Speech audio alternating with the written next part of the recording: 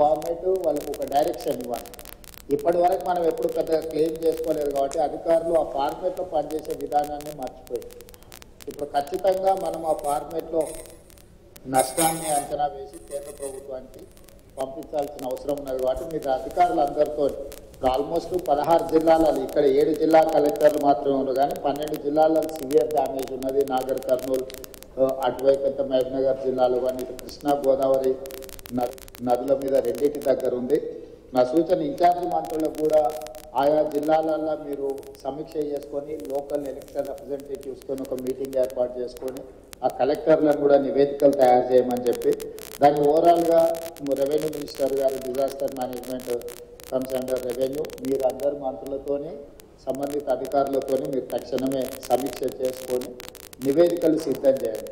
ఎందుకంటే మనము రాష్ట్ర ప్రభుత్వం నుంచి నిధులు ఖర్చు పెట్టడమే కాకుండా కేంద్ర ప్రభుత్వం నుంచి రాబట్టుకోవాల్సిన నిధులను కూడా మనం రాబట్టుకోవాలి. మనం ఆ విషయంలో గతంలో కొంత నిర్లక్ష్యము కొంత వెనుకబాటుతనం ఉన్నది. ఇక ముందు అలాంటి నిర్లక్ష్యం కానీ అలా కేంద్ర ప్రభుత్వం నుంచి రావాల్సిన నిధులను తెచ్చుకోవడంలో కానీ అలసత్వం ప్రదర్శించడానికి వీల్లేదు. అలా ఎవరైనా అధికారులు వ్యవహరిస్తే అధికారుల మీద కూడా చర్యలు తీసుకోవడానికి ప్రభుత్వం వెనకాడదు. దయచేసి అధికారులకు నా విజ్ఞప్తి, ప్రభుత్వ విధానము మారింది. ప్రభుత్వం స్పష్టంగా కేంద్ర ప్రభుత్వం నుంచి రాబట్టుకోవాల్సిన ప్రతి రూపాయిని రాబట్టుకుంటుంది. మన దగ్గర నిధులు ఉన్నాయి, మనము ధనిక రాష్ట్రం అని చెప్పి కేంద్రం నుంచి తెచ్చుకోవాల్సిన నిధులను తెచ్చుకోకుండా ఈ రాష్ట్ర ప్రభుత్వం వదలదు. కాబట్టి ఎంత డ్యామేజ్ అయితే అంత కంప్లీట్గా అసెస్ చేయాలి. బ్రిడ్జ్లు అక్కడక్కడ లోకాజ్ వేలు ఇప్పుడు చూస్తే 100 ఫీట్ రోడ్లే కొట్టుకొని పోయినాయి.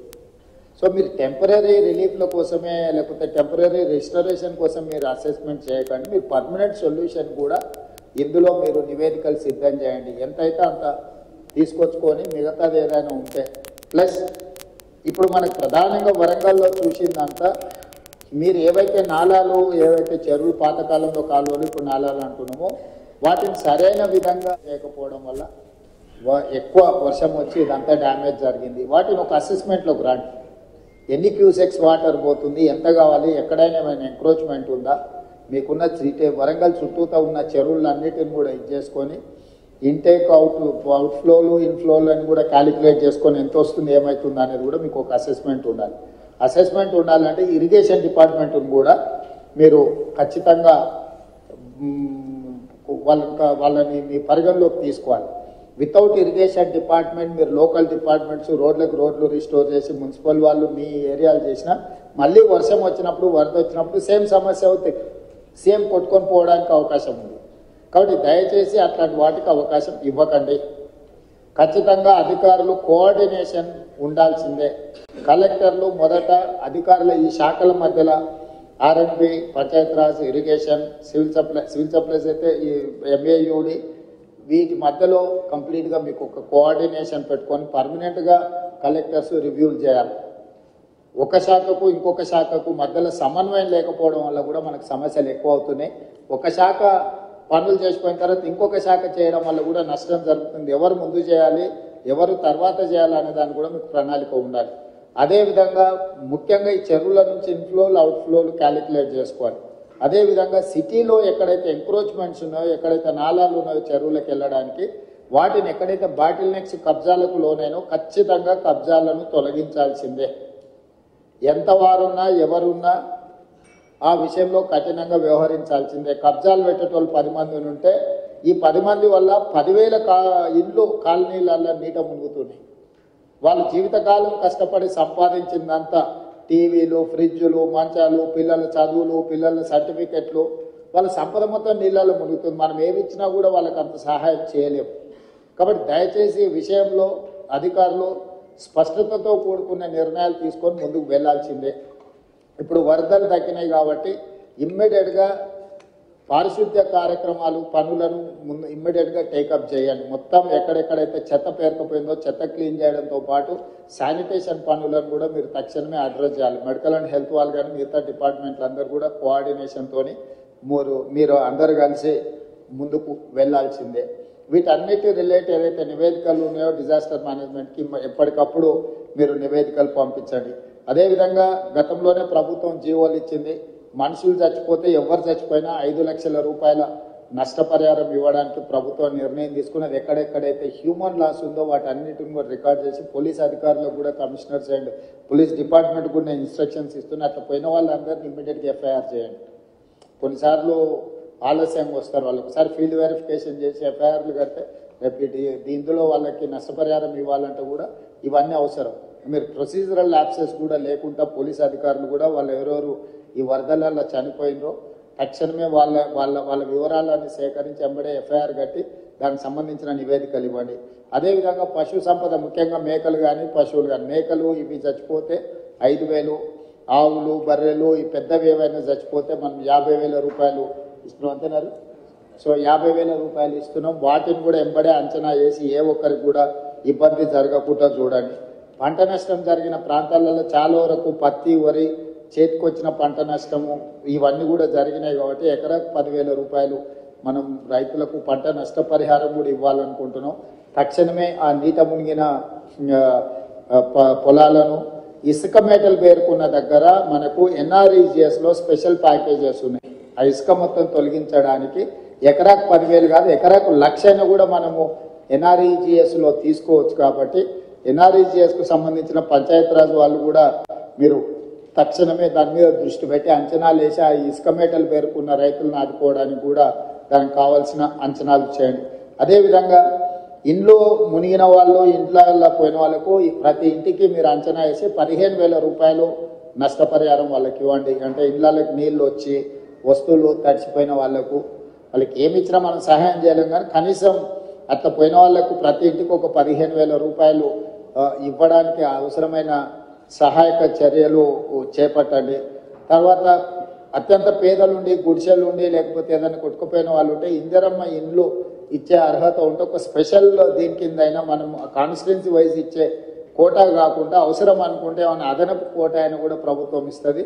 అట్లా ఇండ్లు కోల్పోయి నిరాశ్రయులు అయిన వాళ్ళని కూడా లిస్ట్ అవుట్ చేయండి. వాళ్ళకు కూడా మనం కొంతమేరకు ఇల్లు ఇవ్వగలిగితే ఇవ్వచ్చు. అదేవిధంగా ఇంతకుముందు వెళ్ళిన కాలనీలలో వాళ్ళు ఇళ్ల పట్టాలు, ఇళ్లకు సంబంధించిన అంశాలు కూడా చెప్పించారు. కలెక్టర్ గారు, లోకల్ మున్సిపల్ కమిషనర్ గారు ఫీల్డ్ విజిట్ చేసి ప్రభుత్వ భూమిలో ఆల్రెడీ పట్టాలు ఇచ్చుంటే వాళ్ళకి ఇల్లు ఎట్లు ఇవ్వాలి, పట్టాలే ఇవ్వకుండా ప్రభుత్వ భూమిలో వాళ్ళు ఇల్లు కట్టుకొని ఉంటే వాళ్ళకి పట్టాలు ఎట్లు ఇవ్వాలి. కొన్ని దగ్గరలో సికమ్ ల్యాండ్లలో ఎంక్రోచ్ అయిన చెరువులలో సికమ్ ల్యాండ్లలో మనము పట్టాలు ఇవ్వడానికి కుదరదు. కాబట్టి ప్రత్యామ్నాయం ఏం చేయాలనో కూడా మీరు దాన్ని దృష్టిలో పెట్టుకొని చేసుకోవాలి. పర్టికులర్గా వరంగల్లో municipal and irrigation department coordination missing. ఇమ్మీడియట్గా ఇన్ఛార్జ్ మినిస్టర్ గారు, సంబంధిత అధికారులు, మున్సిపల్ అండ్ ఇరిగేషన్ మినిస్టర్, ఈ మున్సిపల్ అండ్ ఇరిగేషన్ అధికారులు కూర్చొని కాంప్రహెన్సివ్గా హన్మకొండ అండ్ వరంగల్ మొత్తానికి మీరు కాంప్రహెన్సివ్ ప్లాన్ చేసుకోవాలి. Warangal outer ring road inside ఏదైతుందో, కోర్ అర్బన్ వరంగల్ ఏదైతుందో, కోర్ అర్బన్ వరంగల్కి మీరు అండర్ గ్రౌండ్ డ్రైనేజ్ విషయంలో కానీ, రోడ్ల విషయంలో కానీ, మిగతా డెవలప్మెంటల్ ఇష్యూస్లో కంప్లీట్గా కాంప్రహెన్సివ్ ప్రణాళిక చేసుకోవాల్సింది. దీంట్లో భాగంగానే స్మార్ట్ సిటీలో మీకు కొన్ని నిధులు వచ్చినాయి. మీరు కొంత దూరం స్మార్ట్ సిటీలతో నిధులతో కట్టేసి అక్కడ వదిలేసింది.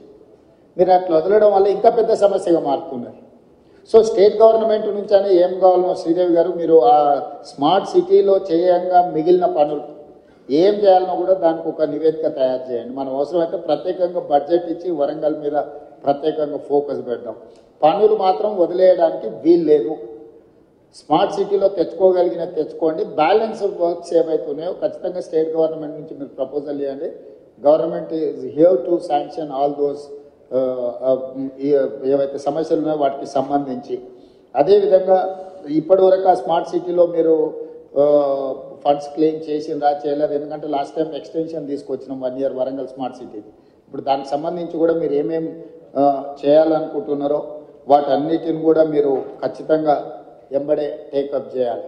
ఈ మీటింగ్ అయిన తర్వాత నేను ఫస్ట్ కలెక్టర్స్ రివ్యూ మీటింగ్ పెట్టుకోండి. డిపార్ట్మెంట్ హెడ్స్కి నేను సూచన ఏం చేస్తున్నట్టే head of the department, Panchayati Raj principal secretary, irrigation principal secretary, MAUD principal secretary, ఇక్కడ ఆల్మోస్ట్ అందరు ఉన్నారు. ఫస్ట్ మీ లెవెల్ ఒక రివ్యూ తీసుకొని గ్రౌండ్ లెవెల్ ఒక కోఆర్డినేషన్ ఆఫీసర్స్తో ఒక కోఆర్డినేషన్ ఆఫీసర్స్ కమిటీని ఇచ్చేసి వాళ్ళు కలిసి ఫీల్డ్ విజిట్ చేయాలి.